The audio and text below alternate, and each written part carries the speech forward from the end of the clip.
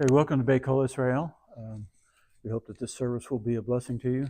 We're going to begin with prayer. So, Lord Yeshua, as we always come before you, before we start the service, we need to ask for forgiveness of sins because that is the great separator. And we don't want to come before you with sin and a burden of sin before you, but we want to come before you with a desire to be holy. So we ask for forgiveness of sins, and you are the faithful. And you say if we are faithful to confess that we need forgiveness and we want forgiveness and we want to be holy, that you are faithful to forgive. And we thank you so much for that. In fact, we thank you for everything. We should enter into your courts with thanksgiving. And we thank you for the whole universe that you have created and all the provision that you provide, not only for your people, but for all people. And that's why we worship you and you alone. And the biggest gift and the biggest thanks we have is that, Lord Yeshua, you died for us that we might live for you. And now as we approach the service and we want to study with you, we want to be taught by you. So we call upon that precious promise of yours. And you said that you would teach us by your own Spirit all things. We are all the students and you are the teacher. So we give thanks for that in your holy name. Amen. So we are in Devarim. We have, last week we finished the scroll or the book of Bamidbar, Numbers, and now we're in Devarim. Now in the English translation, it's actually using a Greek word and using Deuteronomy. Now, Deutero means like the second time or repetition, but this is not just some idle repetition.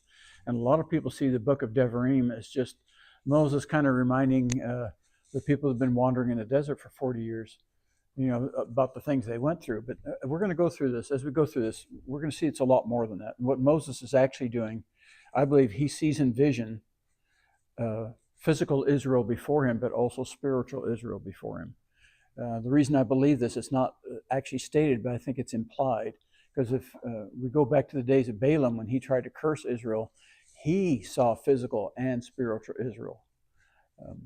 But he was fallen away. The one who sees but is fallen away. And he says he sees as God sees, he hears as God hears, and even knows what, thinks as God thinks. In other words, he's getting the fullness of God's revelation of what the new kingdom will be like. Because he speaks to Jacob and he also speaks to Israel. The blessing is to both. And now Moses is going to do the same thing. But also in this book, and Devarim is the first time the third name of Jacob is used. And that's Yeshurun. He's Jacob. That's the one who contends. He's trying to get on his own strength salvation. Then there's Israel, the one who overcomes as a prince with God. He's upright with God, Yashar-El. And the Yeshurun means like the Holy One or the perfected one, and that's the resurrected one. And God always works in threes, and threes is the permanent. And now you notice that Esau, when he rejects his birthright, his name is changed to Edom, but there's no third name for him because he's not going to be in the kingdom. And that's an indication of things. So this will be clearer as we actually go through the book of Devarim. And as we've talked about before, let me start the recording here.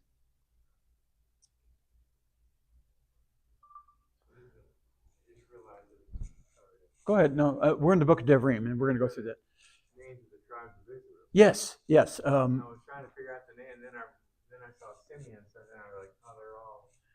Yeah, they're all biblical names are in there. Our bulletin cover, I can't really show it to you. The bulletin that we hand out here when we're at service, it actually has, I guess I can hold it up. So you can kind of, it's a far distance away, but there's Hannah and there's Simeon and Yaakov and Avraham. There's it's names. Well, Devarim, it's words, but I didn't, the original image that I had was actually just a bunch of English words, because it's words, because that's what Devarim means. But so I found this image of just the names of biblical names. I put that on the bulletin instead because I like that better. Plus, we're dealing with Hebrew. We're not dealing with English. We're translating from Hebrew into English and from Greek into English.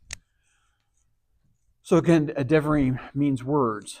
So this is Moses, who is a Messiah type, speaking to a generation, a new generation. Remember, those that had rejected God and did not believe in his promises, they fell dead in the wilderness. But this new generation, they will believe God and they will go into the kingdom. They're going to send 2 spies out, and you read this later on in the book of Joshua, that he sends 2 spies in, and they actually do believe, and they bring back a good report, and then they do go into the land.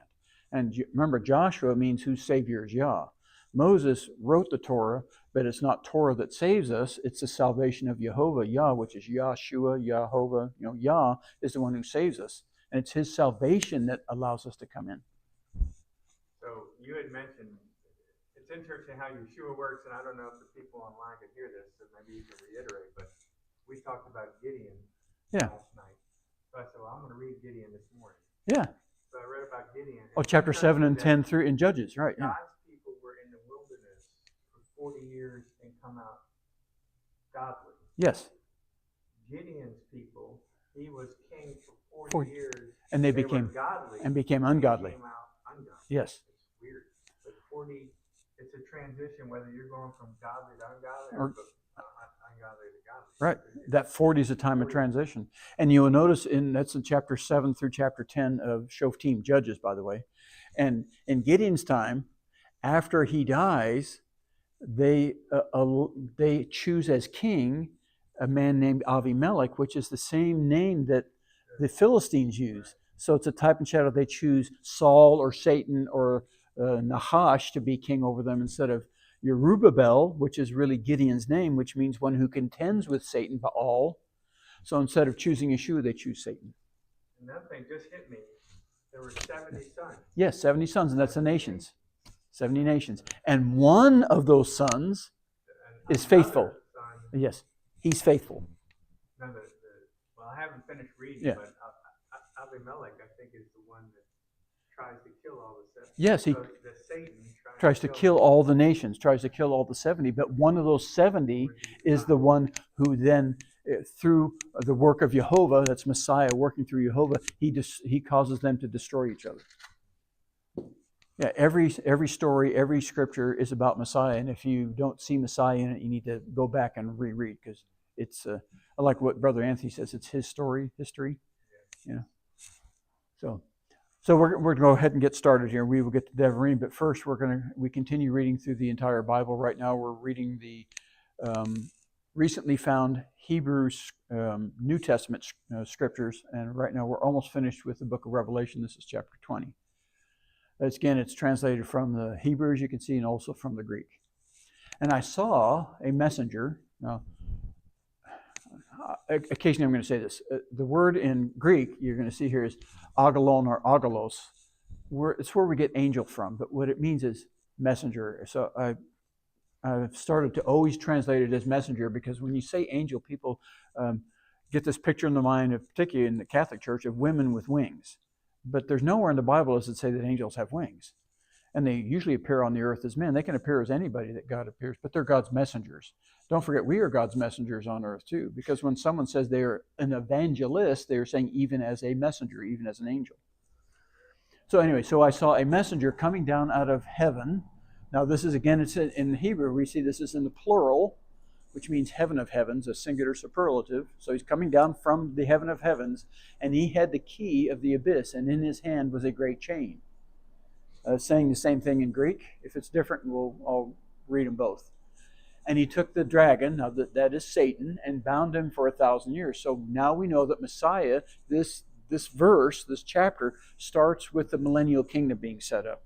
Because when Messiah comes, remember, he kills the 200 million man army that the world has sent all their troops to destroy all God's people and Jerusalem and Zion, destroy everybody in Zion.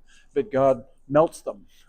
Remember, they melt standing up, tongues melt in their mouths, it's interesting because Israel has a lot of neutron weapons. And that's what high doses of neutrons like that, neutron weapons will melt people, but the buildings are okay. So he's bound now for 1,000 years. So now Satan and his messengers cannot deliver an evil message into the world, and they're not allowed to tempt people. So now people without the satanic influence in their lives, the world has a chance to come up during Sukkot.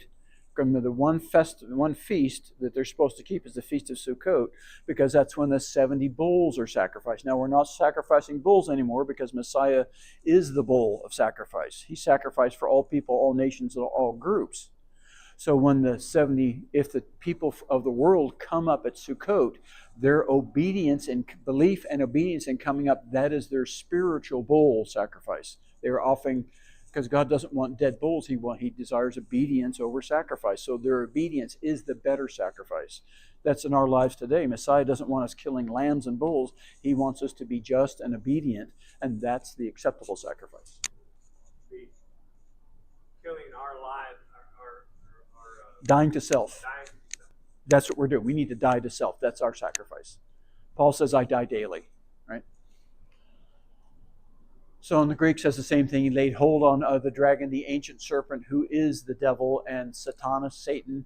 Remember, devil means accuser, and adversary, accuser, that's what Satan means, and bound him 1,000 years. And he cast at him into the abyss, this is at verse 3, and shut him in. Now this is spiritual. He doesn't have some vault with a lock on it, right?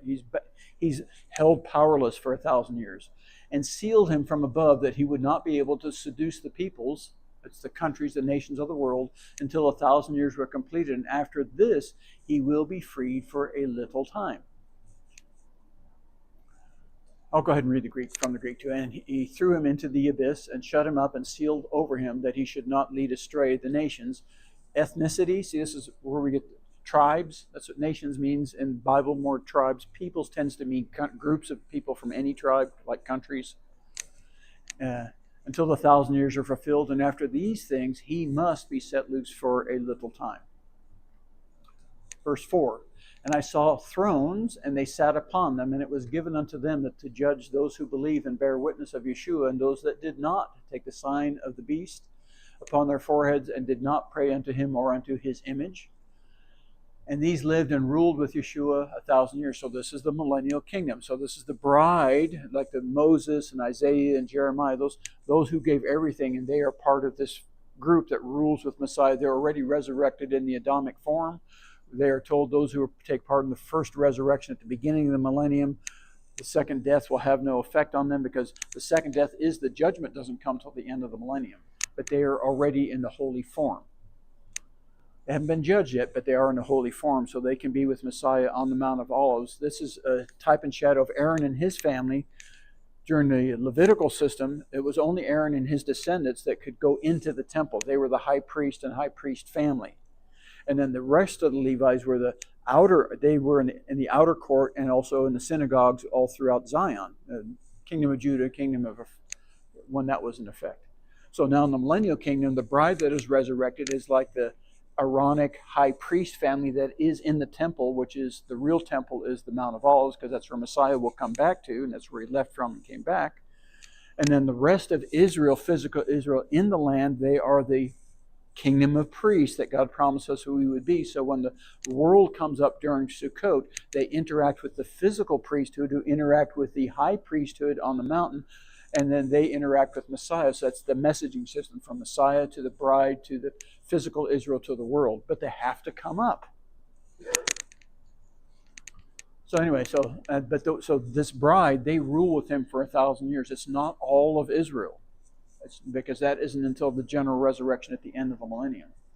From the Greek it says, and I saw thrones, and they sat upon them, and judgment was given to them, and the souls of the ones having been beheaded because of the witness of Yeshua, Jesus, and because of the word of God, and who had not worshipped the beast nor its image, and had not received the mark on their forehead and on their hand, and they lived and reigned with Christ, the Messiah, for 1,000 years. Just wordier, but it's the same message. Verse 5, but the other dead, now I put ones here in italics in both because it's Greek and Hebrew words here are in the plural. The word ones isn't in there, just understood. But the other dead ones that did not arise until the 1,000 years were completed, and this is the first resurrection. God works in threes. He was resurrected. Now we have the bride resurrection at the end. All of Israel and also the world, the evil ones, will all be resurrected at the end. Verse 6. Holy is he having a part in the first resurrection, for over them there is no power of the latter death, but they will be priests of Jehovah and his Messiah, and will rule with him for 1,000 years. So this is just the millennial time. In eternity, we will all be priests unto God for eternity.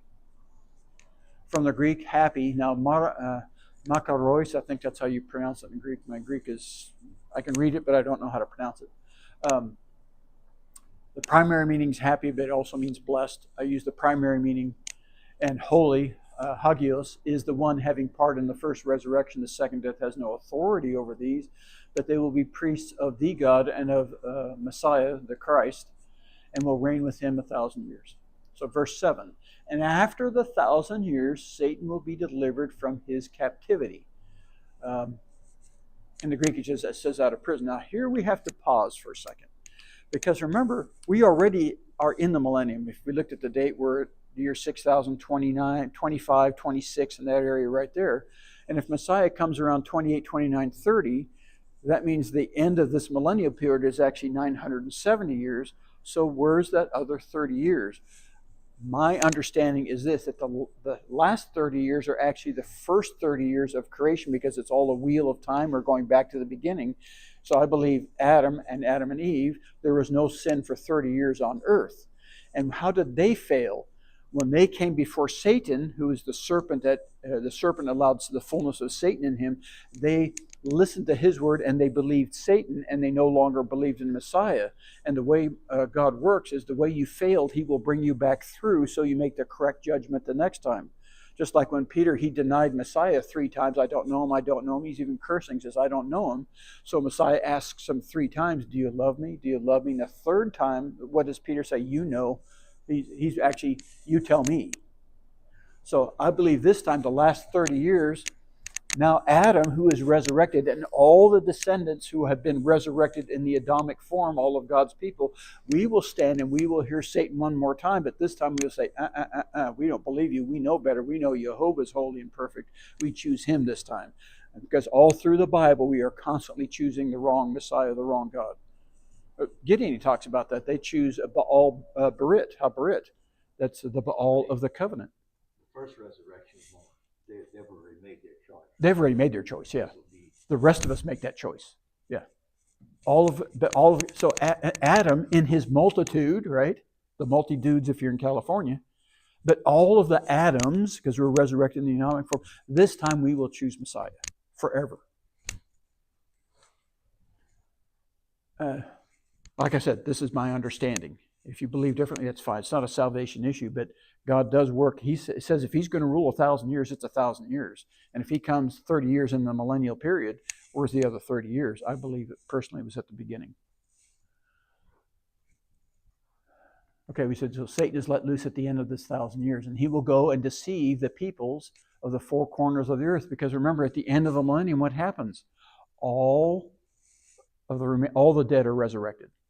And Satan is now let loose. So those people that did not come up during the millennial period, and also those in their lives who had rejected Messiah, they will believe Satan. And what does Satan always want to do? He wants to kill God, and he wants to take God's place and kill his people.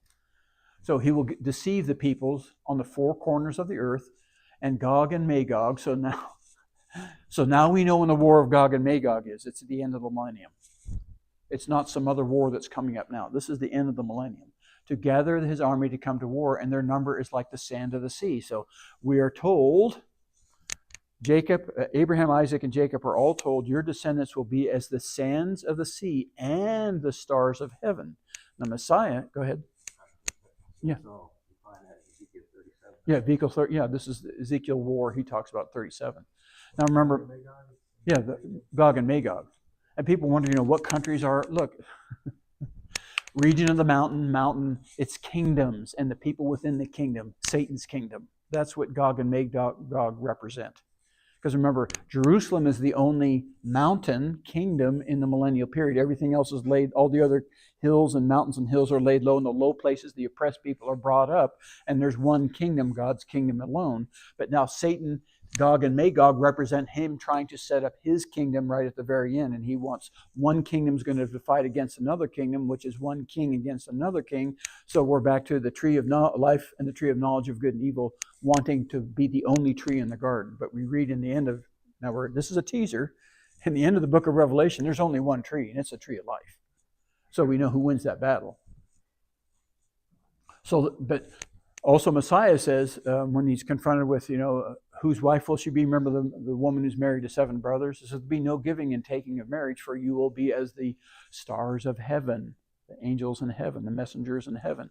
So the sands of the sea are the people who are fleshly and reject Messiah. The stars of heaven are God's people resurrected in the Adamic form.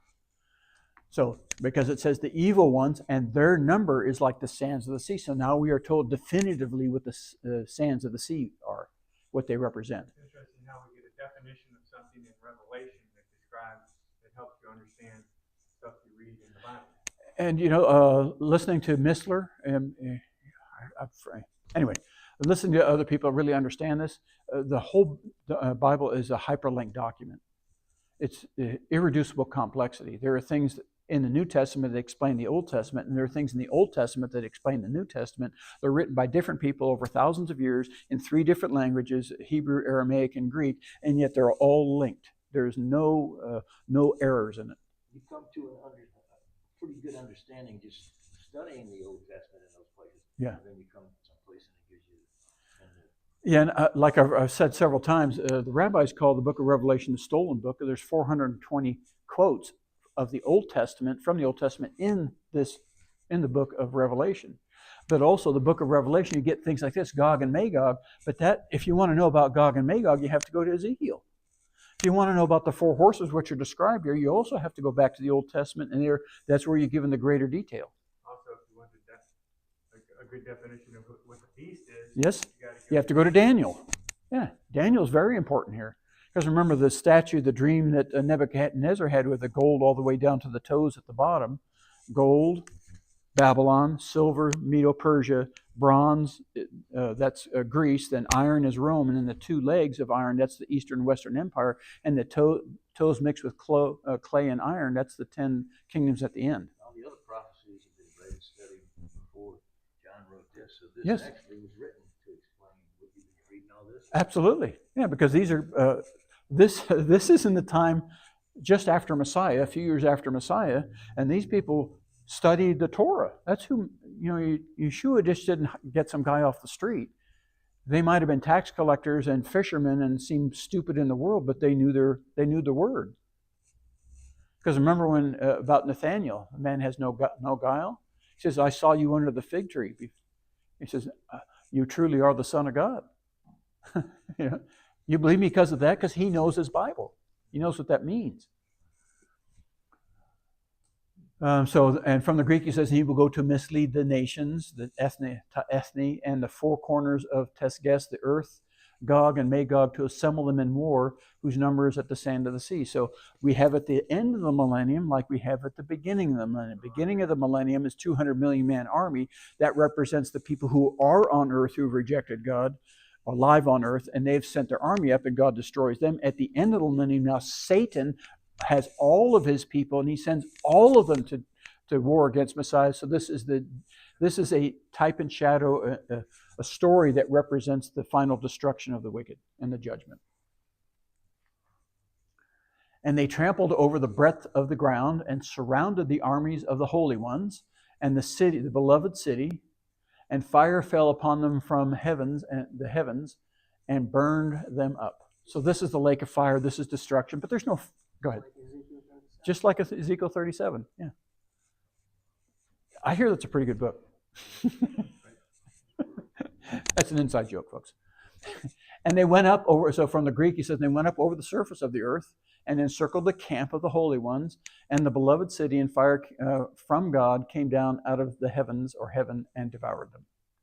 This is the lake of fire. This is the judgment. This is the end of time, by the way. When time ends, Mr. also talks about this. Very interesting. He talks about things without mass have no time. They're not bound by time. So if time goes away, that means mass can no longer exist, because when energy condenses into matter, time grabs hold.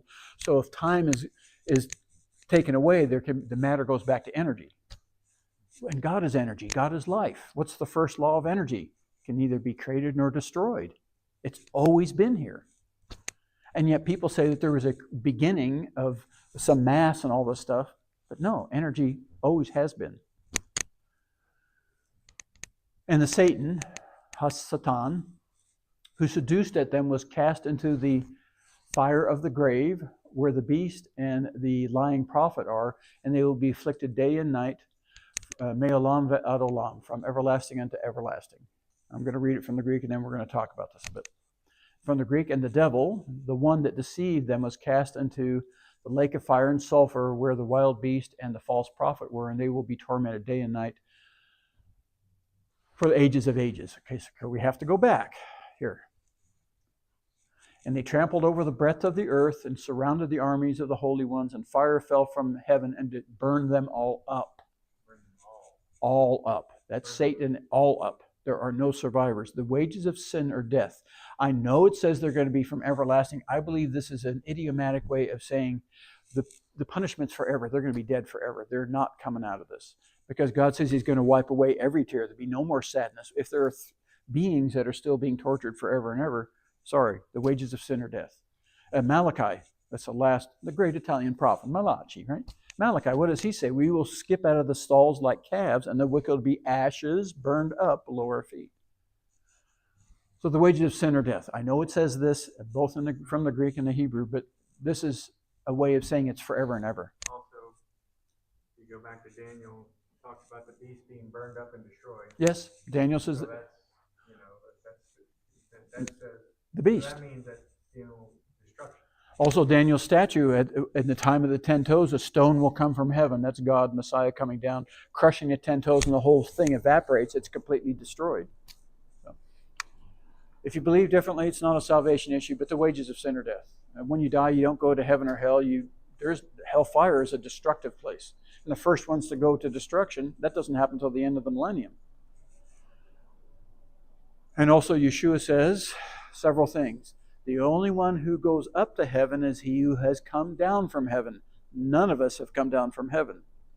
He also tells Nicodemus, that's what he tells Nicodemus. He also tells his disciples just before he leaves, he's going back to his kingdom, and where I go, you cannot come. So these are just misunderstandings over the generations. Remember, Jeremiah 16:19 says, everything handed down to us from previous generations is a lie and of no value. In other words, we've been handed corrupted teachings. The basic teaching is true. Messiah, Jehovah, God will save us if we call on His name for salvation. That is true. But all of this other peripheral stuff, heaven and hell, the eternal soul, that's all wrong.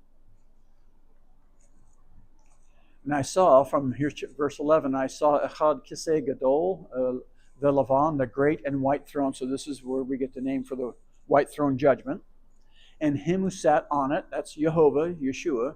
And from before him, the heavens and the ground fled away, and no place was found for them. So this is after the judgment comes the new heavens and the new earth, and the whole universe will literally flee away. The physical bubble of space and time, which we call our universe, will disappear when time ends. From the Greek, and I saw a great white throne, and the one sitting upon it, from whose face the earth and the heaven fled away, and a place was not found for them. Yeah. Place was not found for them. Yes, and space and time. Remember Meshach, Shadrach, and Abednego, they were thrown into the fire that was heated this is in the book of Daniel also. I hear it's a pretty good book. They were thrown into that furnace that had been heated 7 times more than it had ever been heated. In other words, that's as hot as it can be. But as the book of Revelation say, the time of tribulation, it'll be worse than it's ever been.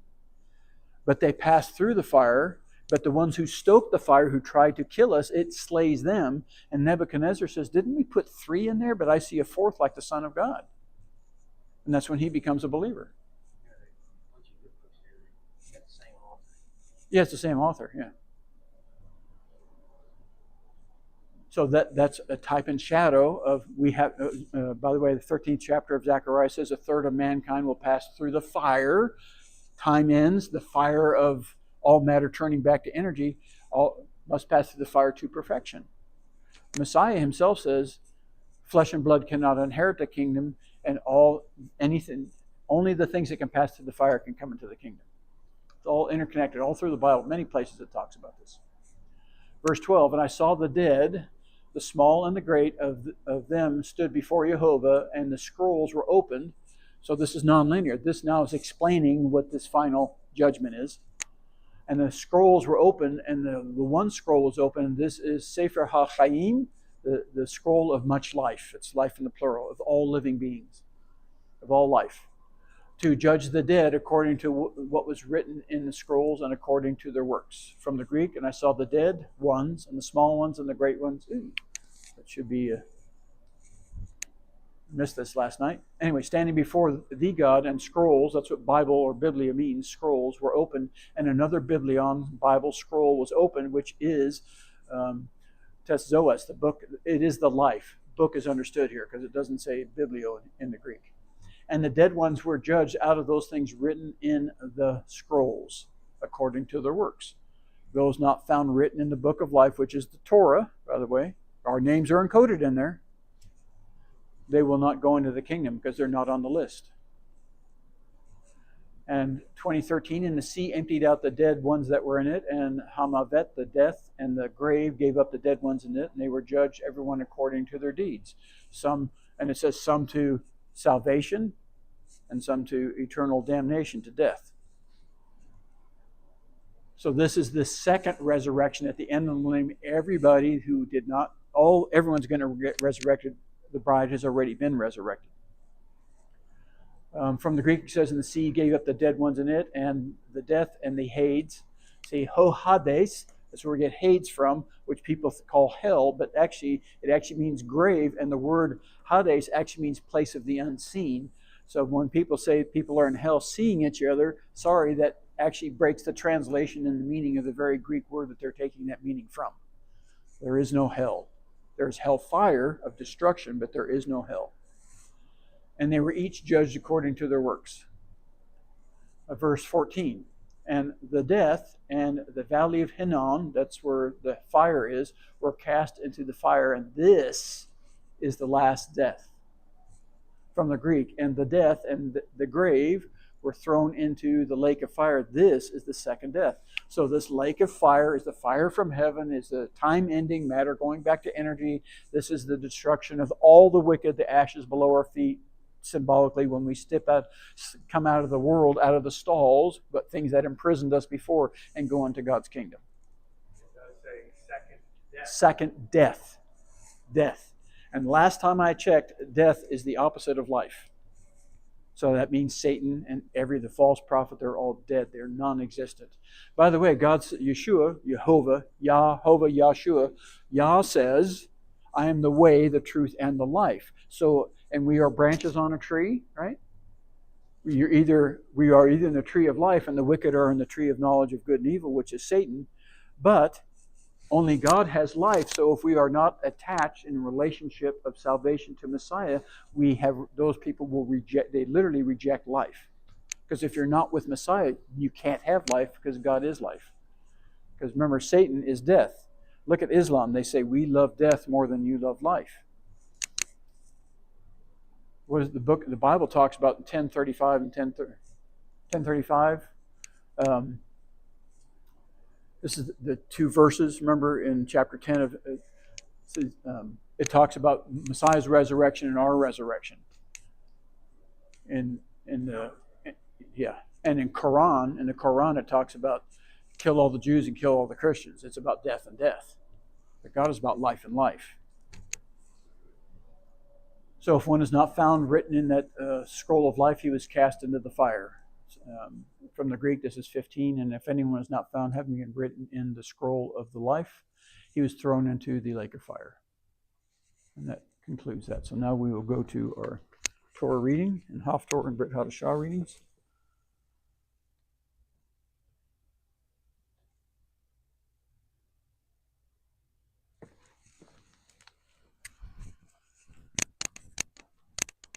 Again, we're in Devarim, which is Deuteronomy in your English titled books. The scriptures are the same. They just name the books of the Torah differently.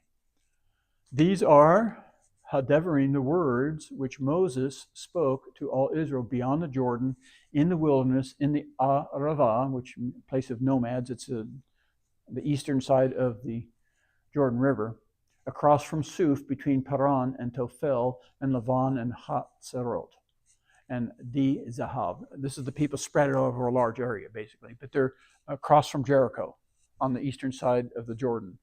It's also called the Avarim is also called the place beyond Jordan. It's another place. It's there today. Verse 2, and it is 11 days from Horeb by the way of Haseir to Kadesh Barnea. Now remember, Kadesh Barnea 40 years prior, 38 and some, almost 40 years prior is where the spies went in from there, and 10 of the 12 rejected the land. So the people going to have to wander an extra 40 years. And it came to pass in the 40th year, in the 11th month, on the first day of the month. So now it's almost 41 years later. Because remember, they spent 2 years at Mount Sinai after they left Egypt. They journeyed, leaving Egypt and getting to Mount Sinai before they left Mount Sinai to go up and inspect, to go into the land. That was 2 years. Then they rejected the land. That's another 40 years. So that's 42 years. How long is the tribulation? 42 months. So it's difficult because sometimes it says that, they lived in the wilderness for 40 years, but an extra 40 years. It's 42 years total.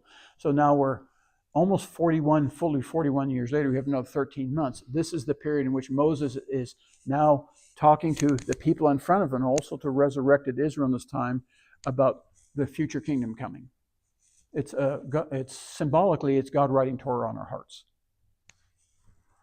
Because faith cometh by hearing of the word of God, so we are hearing God teach us. So it's a repetition. So Deuteronomy makes sense in that sense, but it's not just to the people there. It's much more profound. It's representing God writing, putting His image onto us. Is another way of saying it. Because God says in Psalms 40, verse 7, "Lo, I come in the volume of the scroll, the Torah, it speaks of me." So He's writing the Torah in us, so we can say the same thing. We will be in that Torah image. By the way, that's the Adamic image, is the Torah image. It's not a physical appearance, it's a spiritual image. Just like you see a computer, computers look all differently, but depending on whether Windows or Apple, they have the same operating system. That's the image. When we back this thing up, the image is not a physical one, it's a spiritual one in our backup device. So it came to pass in the 40th year in the 11th month, on the first day of the month, that Moses spoke to the sons of Israel according to all that Jehovah commanded at him to tell them. And after he had struck at Sihon, king of Amori, who lived in Heshbon, and at Og, king of Habashan, who lived in Ashtaroth at Edrei.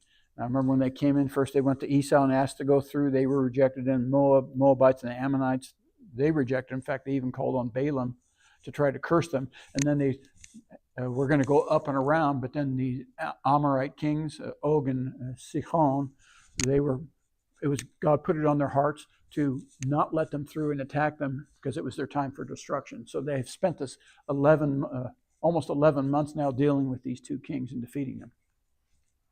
And beyond the Jordan, in the land of Moab, began Moses to declare at HaTorah, saying, so he's now teaching them Torah. Jehovah, our God, spoke to us in Horeb, saying, you lived long enough by this mountain. By the way, physically, why is he speaking to the physical people in front of him? Because they've been 38 years, all the people that came out of Egypt, other than Moses, Joshua and Caleb, are the only three left of the 20 and older who came out of Egypt that are still alive. And Moses is going to die after he gives this speech. And it's Joshua and Caleb who will lead the people in, but it's actually Joshua from the tribe of Ephraim. Remember his name, whose Savior is Yah. It's the salvation of Yah that leads us into the promised land. So he's now telling them their history, because they didn't come out of Egypt. So he's reminding them about the failure of when they rejected the land, and now this is your chance to accept it. Just like we read in the book of Revelation, this time when resurrected Adam, all of us, will stand and hear Satan's lies, and we will reject it, and we will choose Yeshua this time and never believe in sin again. Jehovah our God spoke to us from Horeb, saying, you lived long enough by this mountain. Turn and take your journey and go to the hill country of the Amorites, and to all near there, in the Arava, in the hill country, and in the lowland, and in the Negev. It's the land below, it's area below Jerusalem. It's called the Negev, which means the south. And we live in the Negev, the south. And by the seashore, the land of the Canaanites, and in Lebanon, as far as the great river Euphrates. He's basically telling generally the borders of the land they're going into. See, I have set at the land before you.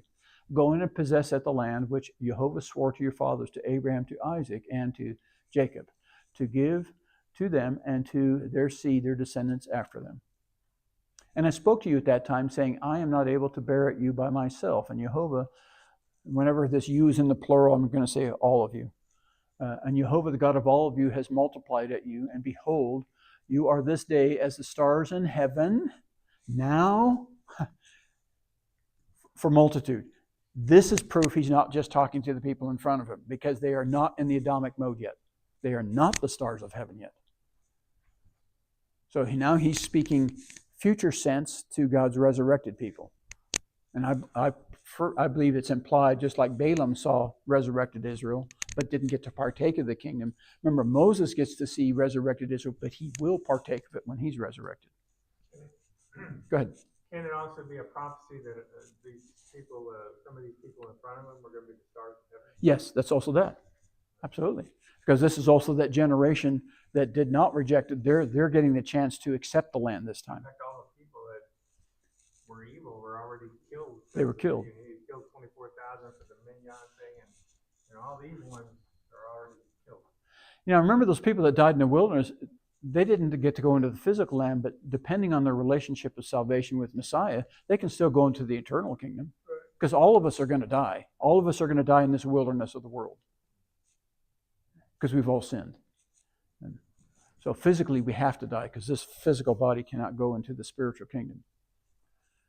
And Jehovah your God has multiplied at you on you today as the stars of heaven for multitude. May Jehovah, the God of your fathers, make you 1,000 times as many as you are. So now he's talking about the physical people. There'll be a lot of people. And bless at all of you as he has promised you. How can I myself alone bear your encumbrance and your burden and your strife? Yeah, they've been complaining to him for almost over 40 years now. Take wise men of understanding and well known according to your tribes, and I will make them heads over you. But he's still talking about the history, because at one time he's complaining to God, I can't handle this. So he took the spirit that's on Moses and put it on how many people? 70 elders. God's spirit is going to be distributed in all those people that come from every nation, every tribe that come unto him in belief and salvation. And you answered at me and said, the thing which you have spoken is good for us to do. And I took the heads of your tribes, wise men and known, and made them heads over you, captains of thousands, hundreds, and fifties, and captains of tens, and officers according to your tribes. And I charged at your judges at that time, saying, hear the cases between your brothers, and judge righteously between a man and his brothers and the stranger who is with you. One God, one Torah, one people. That's why this ger, it shows up all over. Ger, stranger. Some people translate it as sojourner. There's another word for stranger, can also mean sojourner, so you can go either way on it. I believe it's this, because all of us start out as strangers in the world, then we become sojourning with God, and then we become believers. That's the path. Others start out as unbelievers, check God out, and reject him. But it's all this one God, one Torah, it's the same rules for everybody apply. You shall not show partiality in judgment. You shall hear the small and the great alike. You shall not be afraid of the face of a man. So if he's rich and powerful, it's the same judgment. Whether he's poor and has no power, has no influence on the world, you judge him properly, him or her properly. You shall not be afraid of the face of men, for the verdict is for God, the God of gods, Elohim. And a case that is too hard for you, you shall bring to me, and I will hear it. And I commanded you at that time at all the things which you should do. And we journeyed from Horeb and went through all that great and fearful wilderness which you saw by the way to the hill country of the Amorites, as Jehovah our God commanded it us, and we came to Kadesh Barnea. Now we're getting to the point. This is right after 2 years at Mount Sinai. 2 years complete. Now they headed up to Kadesh Barnea to go into the land.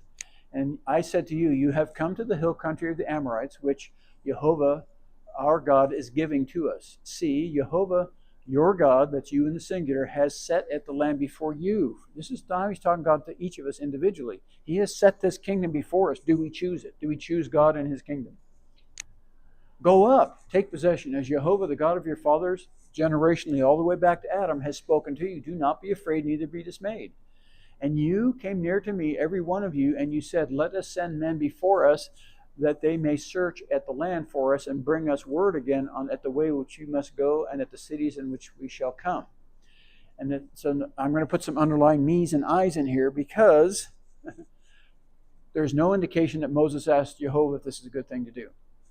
And the thing pleased me well, and I took 12 men of you, and 1 man for each tribe. And they turned and went up into the hill country and came to the valley of Eshcol and spied it out, and they took of the fruit of the land.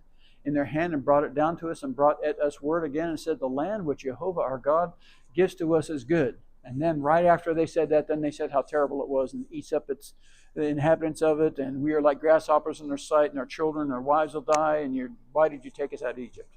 I'm going ahead there, but yet you would not go up, but be rebelled against the spoken word of our God, of your God, all of y'all's God. And you murmured in your tents and said, because Jehovah hated us, he has brought us up forth out of the land of Egypt to deliver at us into the hands of the Amorites to destroy us, which are one of the Canaanite tribes. Whither are we going up? Why are we going up? Our brothers have made at our heart to melt, saying the people are greater and taller than we. The cities are great and fortified up to the heavens. A little bit of exaggeration there. And moreover, we have seen Bnei Anakim. These are the long-necked ones, the giants. And I said to you, do not dread, neither be afraid. That's also what Joshua and Caleb said. We can go up. Look what he did to Egypt. That's what we should be saying. Look what God's done through all these thousands of years. Why should we be afraid of Satan? Believe God. Jehovah, the God of all of you, who goes before you, he will fight for you, according to all that he did for you in Egypt, before your eyes. Now he's recounting to you what their parents had gone through. Remember, this is the generation that hadn't seen this. And in the wilderness, where you have seen how Jehovah, your God in the singular, you in the singular, bore you, as a man does bear his son, in all the way that you went until you came to this place. Yet in this thing you did not believe Jehovah, the God of all of you, who went up before you in the way to seek you out a place to pitch your tents in fire by night. Remember, pillar of fire by night, to show you by what way you should go, and in a pillar of cloud by day. And Jehovah heard at the voice of your words and was angry and swore, saying, surely there shall not one of these men of this evil generation see the land, Ha'aretz Ha'tovah, the good land. I also put in here it's also the land of the good one. Because it's not a promised land without the God of the promise. That's why I put that in there. It's not in there, but I put it in italics. Give you an idea. What's really important is that God is there. Because there's another time when God tells Moses, okay, you guys go up, but I'm not going with you. And Moses says, look, if you're not going to go with us, don't send us, because at least here in the wilderness, you're with us. Why go to a land where you're not? Because that's not a promised land. Which I swore to give to your fathers, save, except Caleb ben Jephunneh, he shall see it, and to him I will give it the land that he has trodden on, and his sons, because he had wholly followed Jehovah. As Jehovah was angry with me for your sakes also, you shall not go in there, because Moses struck Haselah. He was supposed to strike Hatzur, and that put a cleft in it, a nikrat, and the water came out from there. But the second time he was supposed to speak to Haselah, which in English it's also speak to the rock, but it's the ragged rock. Because once Messiah was resurrected, he says, now you can do all things in my name by speaking. I have died once for you. And so when he struck the rock, he misrepresented Messiah, didn't show him his true nature. That's why Moses and Aaron don't get to go in. Yehoshua ben Nun, which basically means whose Savior is Yah, the Son of Life. Fish is the symbol that means life. So Joshua, whose Savior is Law, the Son of Life, it's Messiah, it represents Messiah, who stands before you, he shall go in there, encourage you at him, for he shall cause that Israel to inherit it. Yah shall give us the land. Moreover, your little ones, the ones who you said should be a prey, and your sons, who to this day have no knowledge of good and evil, they shall go in there, and to them will I give it, and they shall possess it. But as for you, turn you and take your journey into the wilderness by the way of Yam Suf. We call it the Red Sea, but it literally means the Sea of Reeds. I can understand why it's called red. Having lived there, every night it's just a ruby red at sunset. It's beautiful. And you answered and said to me, you have sinned against Jehovah. You will go up and fight, and we will go up and fight. Now remember, after they were told the punishment is you will go 40 years into the wilderness. Now if God punishes us, what are we supposed to do? Lord Jehovah Yeshua, you are correct. I accept your punishment. But instead they say, no, I will not accept your punishment. We will go up and fight according to all that Jehovah our God commanded us before, but they rejected that commandment. And you girded up every man his weapons of war, and were ready to go up into the hill country. And Jehovah said to me, tell them, do not go up, neither fight, for I am not among you, lest you be struck before your enemies. And I spoke to you, and you did not listen, but you had rebelled against the spoken word of Jehovah. It's a further rebellion instead of saying, I'm sorry, and confessing, and were presumptuous and went up into the hill country. And guess what? And the Amorites who lived in the hill country came out against you and chased at you as bees do and beat you down in Seir to Harmah. And you returned and wept before Jehovah, but he did not listen to your voice nor give ear to you, and you abode in Kadesh many days according to the days that you abode there.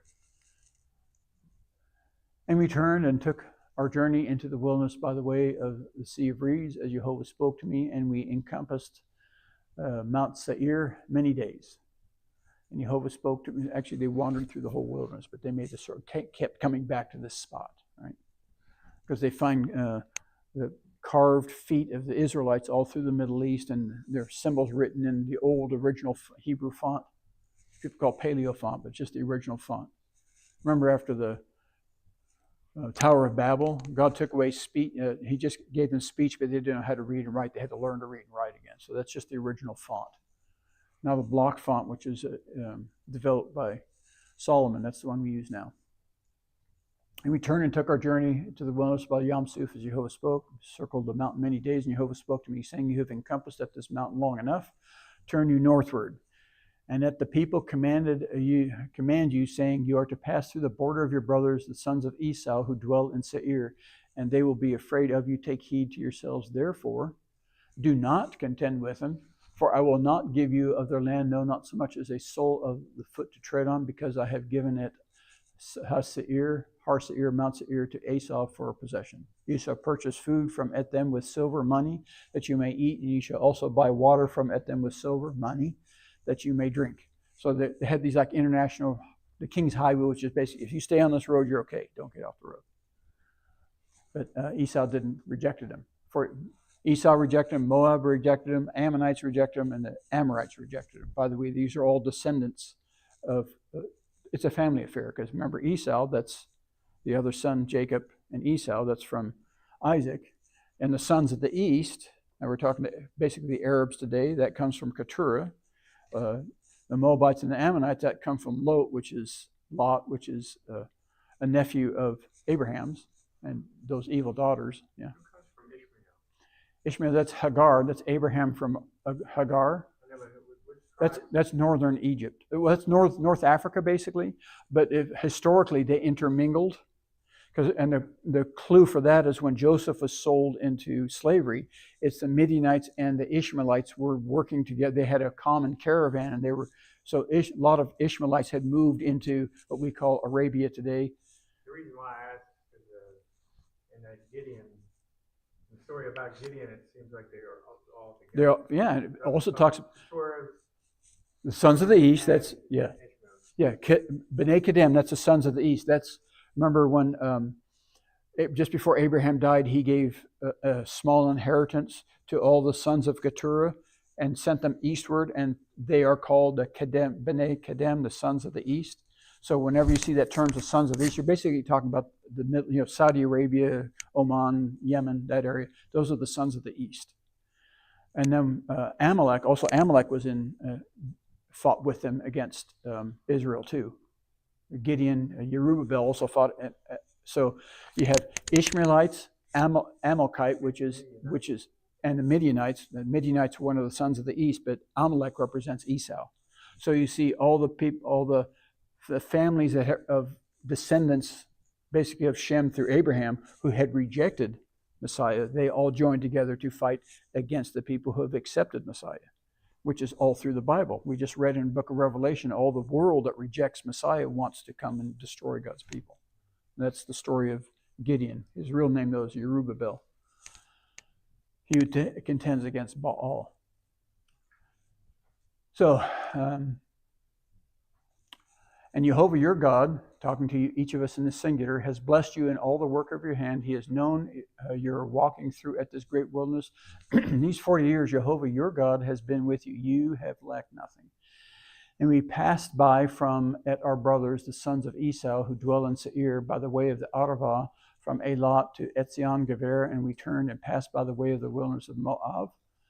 And Jehovah said to me, do not bother at Moab, neither contend with them in battle, for I will not give you of his land for a possession, because I have given it to B'nai Lot, the sons of Lot, for a possession.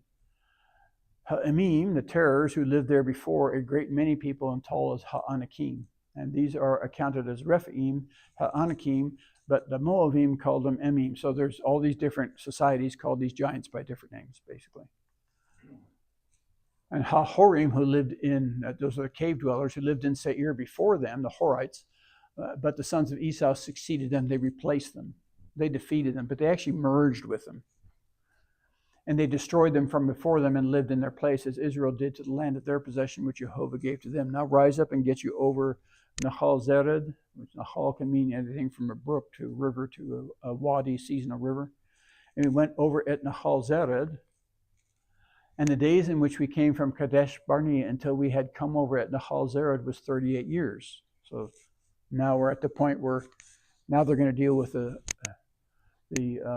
Og and Sihon, until all the generation of the men who were consumed from the midst of the camp as Jehovah swore to them. Moreover, the hand of Jehovah was against them to destroy them from before the midst of the camp until they were consumed, until they died in the wilderness.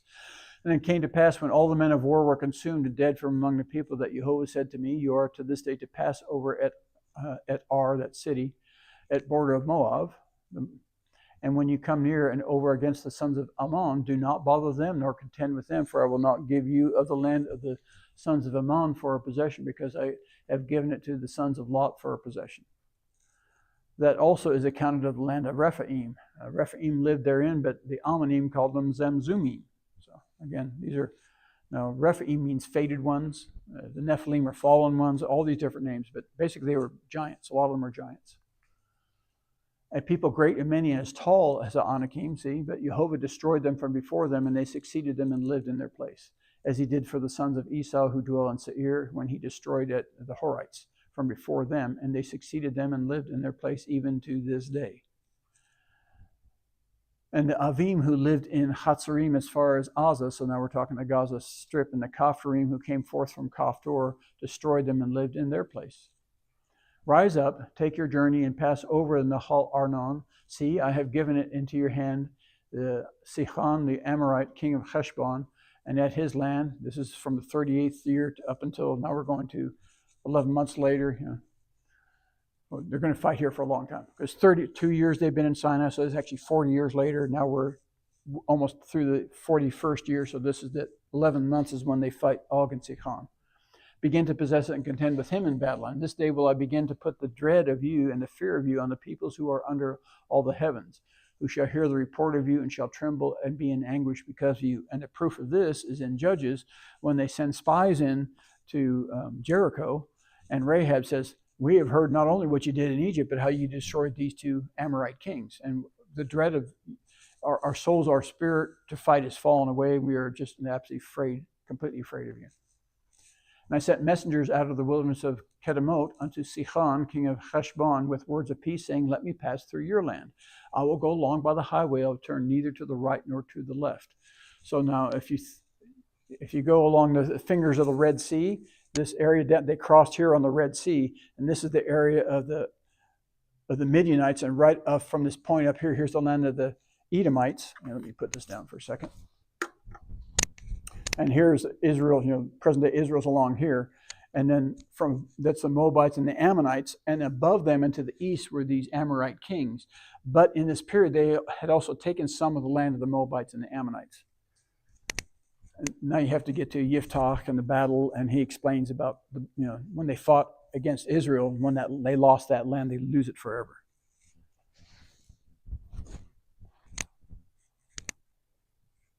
And you shall, and so let me pass through, and I'll go through on the highway, and won't turn to the left or the right. You shall sell me food again for silver, or water for silver, that I may drink, eat and drink. Only let me pass through. We'll pay for anything we eat or drink. And as the sons of Esau who dwell in Seir, and as the Moabites who dwell in Ar did to me, until I pass over unto the Jordan, unto the land which Jehovah our God gives us. But Sihon, the king of Heshbon, would not let us pass by him, for Jehovah our God hardened at his spirit and made his heart obstinate, that he might deliver him into your hand as at this day. So it's God who actually drew him there. And Jehovah said to me, see, I have begun to deliver at Sihon and at his land before you. Begin to possess it, that you may inherit at his land. And Sihon came out against us and all the people to battle at Yahatz. And Jehovah our God delivered him up before us, and we struck at him and at his sons and at all his people. And we took at all his cities at that time, and utterly destroyed every inhabited city with women and little ones, and we left none remaining. Only the beasts we took for prey. Remember, had to kill all the Canaanites have to be killed because they're unsalvageable. And children below the age of reason are actually resurrected in the kingdom. With the spoil of the cities that were taken from Aroer, which is on the edge of Nahal Arnon, and this is the river by the Moabites and the Ammonites, and the city that is in the valley, even Ha-Gil'ad. There was not a city too high for us. Jehovah our God delivered up at all before us. Only to the land of the sons of Ammon we did not come near, and all the side of Nahal Yabok and the cities of the hill country, and wherever Jehovah Eloheinu forbade us. And we turned and went up by the way of Habashan, and Og, people say, the king of Habashan, came up against us, and he and all his people to battle at Edrei. And Jehovah said to me, do not fear at him, for I have delivered at him and at all his people and at his land into your hand, and you shall do to him as you did to Sihon, king of Amori, who lived at Heshbon. And Jehovah our God, Jehovah Eloheinu, delivered into our hand at Og, also the king of Habashan, and at all his people, and we struck him until none was left over. And as a reminder, there's et and the et. Those are definitive direct object pointers in Hebrew. It's not translatable in any other language. But Aleph Tav represents Messiah. Yeshua says, I'm the Aleph Tav, and the rabbis for many years says the Aleph Tav, it must be messianic. Yeah, it is. Yeshua tells John in the book of Revelation, I'm the Alpha and Omega, but he's a Hebrew with Hebrew disciples. I'm sure he said, I'm the Aleph Tav, which means something. Alpha and Omega doesn't mean anything. Aleph Tav means something in Hebrew. So I put it back in there. And we took at all his cities at that time. And if there are a lot of Aleph Tavs, it's a highlighter. The more there are, the more highlighted, the more meaning is intended to be read in it. And we took at all his cities at that time, and there was not a city which we did not take from at them. 60 cities. 6 represents the world, remember, men in the world. 60 cities, all the region of the Argob. So 60 represents all the people that will reject God, they're going to lose. All the region of the Argob, the king of Og, and Bashan. All these were the cities fortified with high walls, gates, and bars, beside the unwalled towns, a great many. And we utterly destroyed at them, as we did Sihon, king of Heshbon, utterly destroy every inhabited city with the women and the little ones. But all the beasts and all the stuff, the spoil of the cities, we took for a prey to ourselves. And we took at the land at that time out of the hand of the 2 kings of Amori, the Amorites, who were beyond the Jordan, from the Hal Arnon to Har Hemon. Mount Hermon is to the north, so you can see that northeastern, to the eastern border of Moab and the Ammonites, all the way up to, basically almost up to Syria. Which Hermon, the people, the Sidonim called Sirion, and the Amori called it Sinir. It's Hermon today. And all the cities of the plain, and all the Gil'ad, and all Habashan, to Salcha, and to Edrei, cities of the king of Og and Bashan. For only Og, king of Habashan, remained of the remnant of the Rephaim. Behold, his bedstead was a bedstead of iron. Is it not in Rabbah of Bnei Ammon, the sons of Ammon? 9 cubits was the length of it, and 4 cubits, 6 feet the breadth of it, after the cubit of a man. So you notice here, this is telling you that this Amorite king had also taken possession of some of the Ammonite land, because that's where his bed, that's where he lived. And at his land we took for possession at the time from Aroer, which is by Nahal Arnon, and half the hill country of Ha-Gil'ad, and the cities of it. I gave to Reuben and to Gad, and to the Reubenites and the Gadites. I gave. Now, when we do something, God is still in control. So then God then says, look, if you're going to do this, you have to still fight for your brothers. And the rest of Ha-Gil'ad and all Habashan, the kingdom of Og, I gave to the half-tribe of Manasseh. Moses did. And all the region of Argob, all Habashan, the same city, same is called Eretz Rephaim, the land of the Rephaim. Yair ben Manasseh, now first it was 2 tribes that wanted, now half of Manasseh now joins and want to live. They don't want to go in the promised land. And this Yair ben Manasseh, the son of Manasseh, took at all the region of the Argob to the border of Hagir Shuri and Ha-Ma'achti, and called at them at Habashan after his own name, Havot Yair. the villages of your ear to this day. And I gave to Machir et HaGilad. And to the Reubenites and to the Gadites, I gave from Gilad to Nahal Arnon, the middle of the valley to the border of it, to Nahal Yabuk, which is the border of Ammon, so to the east of the Ammonites and the Moabites. And Ha'arava also of Har Yarden and the border of it from Kinneret, that's the Sea of Galilee. Kinneret, by the way, means harp, and if you look at a picture from above, the Sea of Galilee is shaped like a harp. From Kinneret to the Sea of the Arava, to Yam HaMelech, we call it the Dead Sea, but it actually is the Salt Sea, because it is very high salt concentration. That's why it's dead. Under the slopes of Ha-Pisgah eastward. And I gave at you a command at that time, saying, Jehovah, the God of all of you, has given you at the land to possess it. You shall pass over armed before your brothers, the sons of Israel, all the men of war. But your wives and your little ones and your livestock, I know that you have much livestock, that's what you care about is business, shall abide in the cities which I gave you. Because now if we go back in time, when they did this, they said, look, this is a good area for business, for shepherds. We don't want to go into the promised land. Let us have this land instead, and this be our inheritance. And we'll build places for our livestock and also cities for our children. And Moses reversed it. No, it's family first, then business. But then God steps in and says, okay, if you want this land, you have to fight with your brothers until they have conquered all the land, which they never did. So when they went back, before they had conquered all the land, they actually broke their covenant that they had made, and the punishment was that then you have to go to the promised land. So that's a pretty good punishment. That's just kind of a fill-in from Book of Numbers, the Midbar. Until Jehovah give you rest to your brothers, as you and they also possess at the land which Jehovah Elohim, the God of all you, gives them before the Jordan, beyond the Jordan, westward, and you shall return every man to his possession which I have given you. And at Joshua I commanded at that time, saying, your eyes have seen at all that Jehovah, the God of all of you, has done to these two kings. So shall Jehovah do to all the kingdoms where you shall go into the land of the Canaanites. You shall not fear them, for Jehovah, the God of all of you, it is he who fights for you. Like in Gideon, when he fights, 300 men to destroy a gigantic army. I was just going to say, there's a reason why that came up last night, because that's a story of what happened to these tribes that made this deal. They became pagans. Yes. And Gideon, who was renamed to be Jerubbaal. Jerubbaal, he was from the tribe of Manasseh. Yeah. And he was the one that cleaned up everything. And then after him, they fell again. But it's like Yoshiyahu. It's like Yoshiyahu in the time of Jeremiah. Cleaned everything up, but the people still rebelled. Yeah. Yeah. Ooh. All right. It is he who fights for you. So anyway, that ends our Torah portion.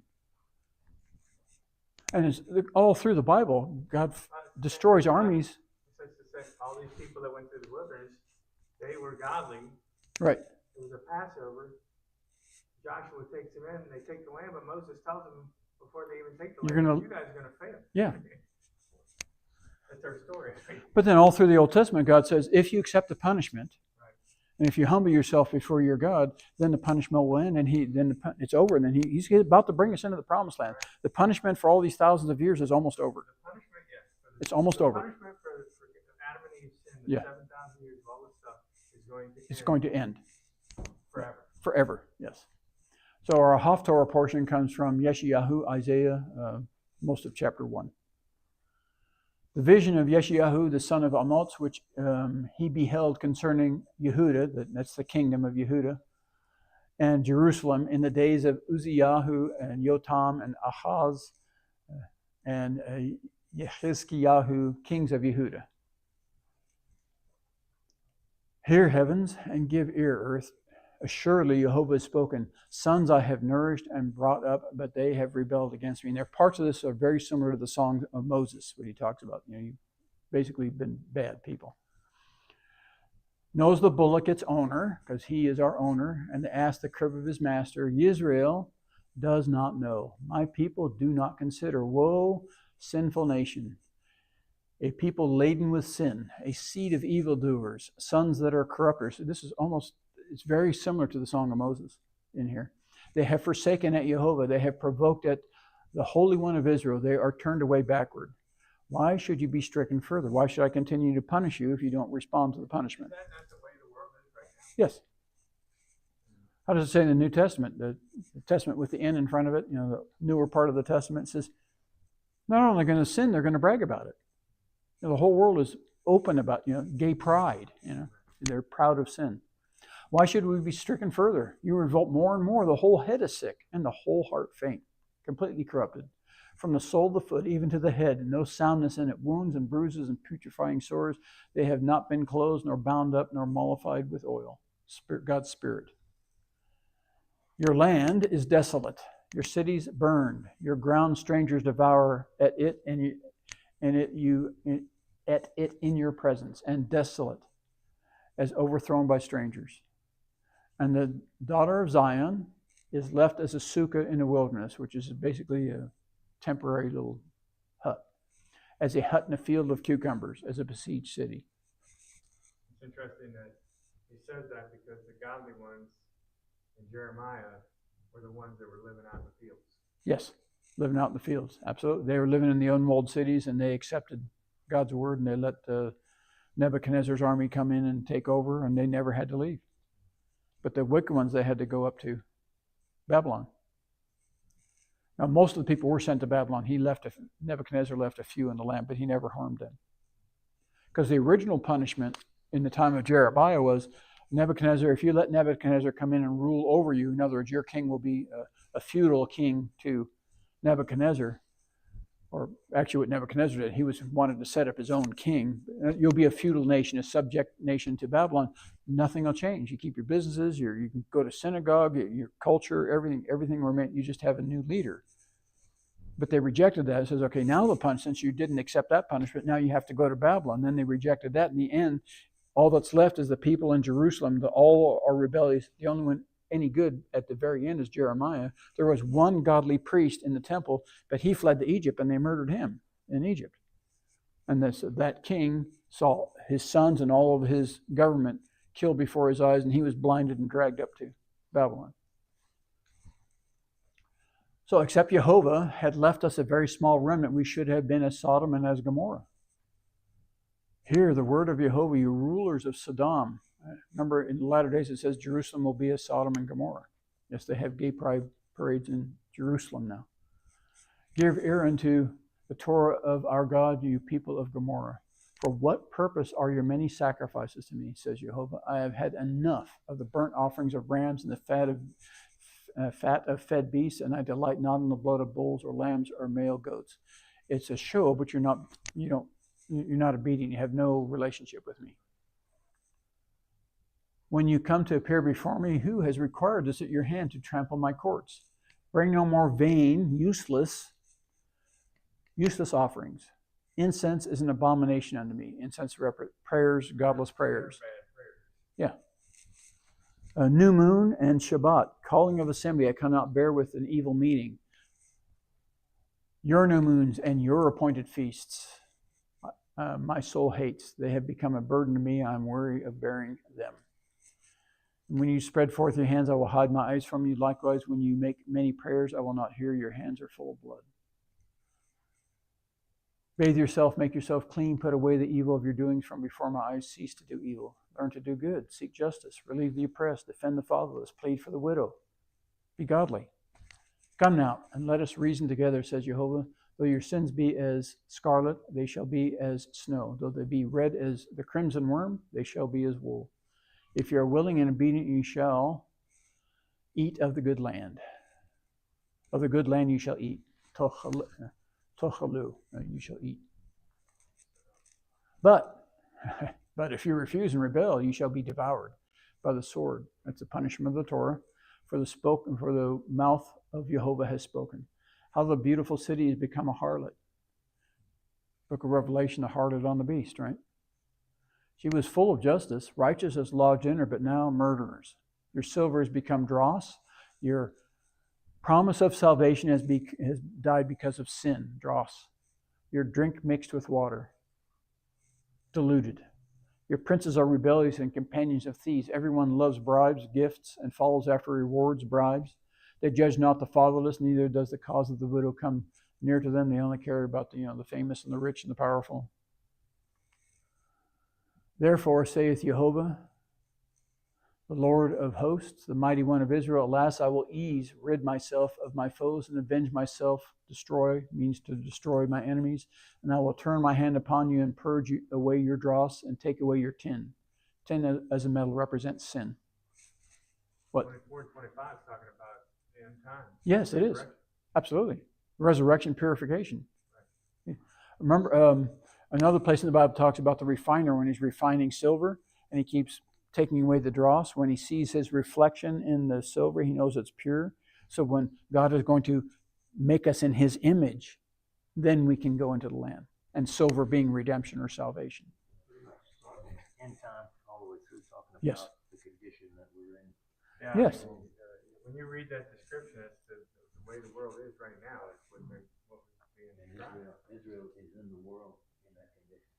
And we have to remember this always, that all of God's prophecies are past, present, and future for everybody. Because these are events from the past, it's our present and also the future. Because it's all one body of Messiah from Adam till the very end, and the same events, the same situation is being predicted and described all the way through. I mean, when we get to the time of Jeremiah, it's exactly the same thing. If people are rebellious and won't say, I'm sorry, Book of Revelation says, I've done all the stuff to the earth, and all the people did was curse God. They didn't repent of their sins. Now I will turn my hand upon you and purge away your dross and take away your sin, your tin. Now restore your judges. This is resurrection of the new kingdom. I will restore your judges at the first and your counselors as at the beginning, afterward. So this is to me, I will restore your judges at the first. This to me is the millennial kingdom. And the bride and your counselors, that's at the beginning, right? And afterwards, after that time, then the city of righteousness, it shall be called the city of righteousness, the city of faith. That's the New Jerusalem, the new kingdom. And Zion shall be redeemed with justice and her converts with righteousness. Zion being the land, people in it. Notice what Zion means. A parched land. Right now it's under punishment, but it won't be any longer. It'll be a city of faith and a city of righteousness, of the righteous one. Our testament with the N in front of it, the newer part of the testament, the renewed covenant portion, comes from Acts chapter 9 and 1 Timothy chapter 3. These are from the Greek. And still breathing threats and murder toward the disciples of the Lord, coming unto the high priest, Saul asked from him letters unto Damascus, from the high priest, right? To go to Damascus and to the synagogue, so that if he found any believing in the way, believing in Messiah, both men and women, having bound them, he might bring them to Jerusalem to kill them. Because they were being accused of idolatry. And in the going it came to be, he drew near unto Damascus, and suddenly a light from heaven shone around him. And falling on the ground, he heard a voice saying unto him, Saul, Saul, why do you persecute me? And he said, Who are you, Lord? And the Lord said, Ego eimi Jesus, I am Yeshua, I am Jesus, whom you are persecuting. Hard for you to kick against the pricks. Stop fighting against me. Stop working against me. Both trembling and being astonished, he said, Lord, what do you desire me to do? And the Lord said unto him, Rise up and go into the city, and it shall be told what you must do. And the men traveling with him stood dumbfounded, hearing the voice, but seeing no one. And we are told later that Paul did see Messiah. And Saul was lifted up from the ground, and yet when his eyes were open, he saw no one. And leading him by the hand, so after he saw Messiah and heard him, then he was blinded physically. And leading him by the hand, they brought him unto Damascus. So it's very similar. Isaac couldn't see physically, but he could see spiritually. Jacob, when he could no longer see physically, could see spiritually. So we need to stop looking in the physical and see spiritually. Samson was the same way. He was blinded, but he could see spiritually. And he was there 3 days not seeing. This is type and shadow of being 3 is a day of resurrection or perfection. In the grave, Messiah was in the grave 3 days. He was unseeing for 3 days and did not eat nor drink. In the grave, you don't eat nor drink. And there was a certain disciple in Damascus whose name is Ananias, and the Lord said unto him in a vision, Ananias, and he said, Behold, I am here, Lord. And the Lord said unto him, Arise, pass, go along the street being called Straight, and that exists to this day. By the way, Damascus is the longest continually inhabited city in the world, and the Bible says one day it'll be utterly destroyed and never inhabited again. And folks, that's soon in coming. Rise, pass along a street called Straight, and see Saul by name of Tarsus in the house of Yehuda, for behold, he is praying. And he has seen in a vision, a man being called Ananias. He's not seeing physically, coming and putting a hand on him so that he may see physically again. And Ananias answered, Lord, I have heard from many about this man, how many evil things he did unto the holy ones in Jerusalem. And here he has authority from the chief priest to bind all the ones calling on your name. And the Lord said unto him, Go, for this one is chosen vessel to me to bear my name before tribes, nations, and kings, and the sons of Israel. For I will show him how much he must suffer on account of my name. And Ananias went away and entered into the house, and putting hands on him, he called him brother right away, because he's accepted, he believes Messiah. Brother Saul, the Lord has sent me. Yeshua, Jesus, the one who appeared unto you in the highway. See, he did see him spiritually. On the highway which you came, that you may see physically and be filled with the Holy Spirit. And by the way, they're actually using Saul is in the Hebrew in this Greek text. Right? It says Saul. And instantly it was as if the scales fell away from his eyes, and he received his sight forthwith. And rising, he was baptized, took a mikveh. And taking food was strengthened, and Saul was with the disciples in Damascus some days. And at once, in the synagogues, he proclaimed the Messiah, that this is the Son of the God. And all those hearing him were amazed and said, Is this not the one ravaging the ones who have called on this name in Jerusalem? And he has come here for this, that he, having bound them, might lead them before the chief priests? What's going on here? Because he's a believer now. See, if you do what you believe, all God has to do is change your understanding and change what you believe, because then you will do the right thing. The next one comes from 1 Timothy 3:1-7. This is a faithful saying, if anyone seeks the office of overseer, he desires a good work. The overseer therefore must be without reproach, the husband of one woman, sober, sane, modest, hospitable, good at teaching, not given to wine, not a drunkard, not quarrelsome, not avaricious, not greedy, but patient, not a fighter, not a brawler, not covetous, one who rules his own household, having children in subjection with all seriousness, gravity. For if anyone does not know how to rule his own house, how will he take care of the congregation of God? And that makes sense, right? Not a novice, lest being puffed up he fall into the same judgment as the devil, to diabolo. Moreover, he must have good testimony from the ones who are outside, to avoid falling into reproach and the snare of the devil.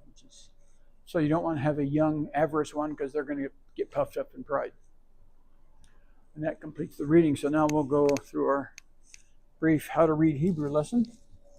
And that will conclude our service today.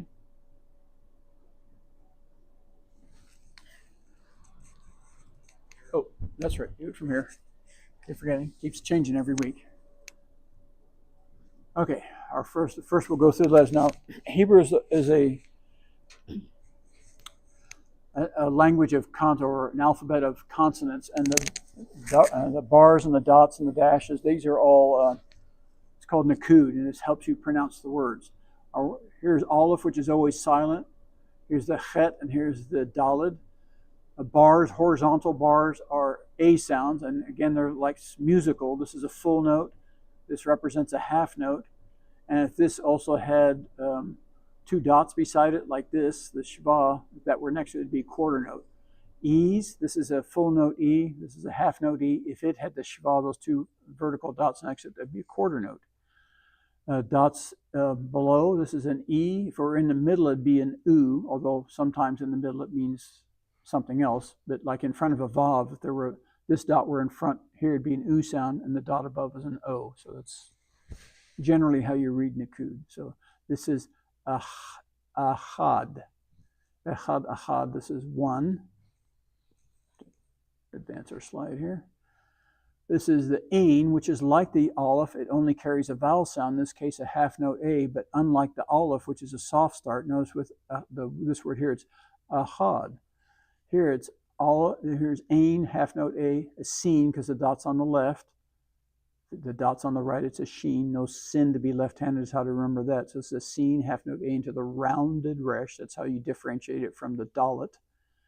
So this is so this, instead of being it's It has it's like a closed throat, a harder start. This is asar. So this means 10. So 1 and 10 is 11, right? A yod, the vav now the vav is the only letter in Hebrew that can be pronounced by itself, can only carry a vowel sound, or you can do both. In this case, it's only carrying the O sound, the dot above. This is yom, which is day. So it's literally saying 11 day, but in English we would say 11 days. So I put the S in italics here. Here's the mim, full note E. Here's the chet again, with the O sound above it. And then here's the rounded resh with the E into the vet. Now, if this had a dot in it, it'd be a B sound, a bet, like down here. But this is a V or a vet sound. So this is me, ho, rev. Our root here is horev, and mim means from or out of.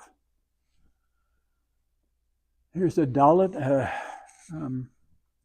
I think this means just to pronounce it more emphatically. The D, it's not a double because it's in the front. This is the dalet with a half note E, a rounded resh. So here, side by side, you can definitely see the difference between the dalet and the resh. So it's a de, re, and this is the chet in its final or sofit form. Normally this would have a bar that it'd be rounded at the bottom like this, but in the final forms, they just stretch that horizontal component down. So whenever you see a vertical line going below this lower baseline, then you know it's a final form. This is a shva.